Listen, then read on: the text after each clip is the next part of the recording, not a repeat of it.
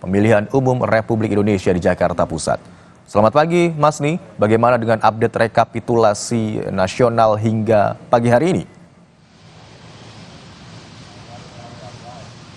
Ya, hingga tadi malam atau data terakhir dari Komisi Pemilihan Umum itu dari per 22 Februari 2024 pukul 23 waktu Indonesia Barat sudah ada 75,26%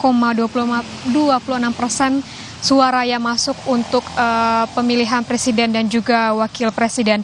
Suara ini masuk dari 619.579 TPS dari 823.236 TPS, di mana dari hasil sementara rekapitulasi dari Komisi Pemilihan Umum untuk dari suara presiden dan juga wakil presiden ini, untuk dari paslon nomor urut 1 itu mendapat 24,06% atau setara dengan 26,5 juta suara, sedangkan untuk paslon nomor urut 2 yaitu mendapat 58,89% atau setara dengan 65 juta suara, dan juga untuk paslon urutan ketiga itu mendapat 17,05% atau setara dengan 18,8 juta suara. Hingga saat ini perhitungan ini masih tetap dilakukan oleh KPU, walaupun hingga saat ini sudah ada 75,26% suara yang masuk dengan hasil rekapitulasi sementara.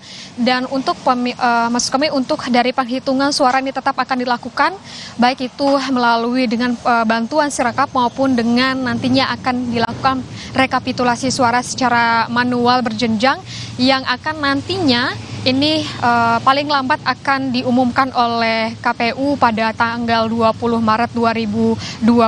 Kita akan nantikan bagaimana hasil dari rekapitulasi manual dan juga hasil resminya dari KPU, berapa untuk dari hasil pemilihan presiden dan juga wakil presiden. Imran. Baik, Mas Ni Rahmawati melaporkan bahwa hingga saat ini sudah ada 75,26% suara yang masuk untuk pemilihan presiden dan juga wakil presiden untuk pemilu 2024. Terima kasih jurnalis Kompas TV Mas Ni Rahmawati atas laporan Anda. Selamat bertugas.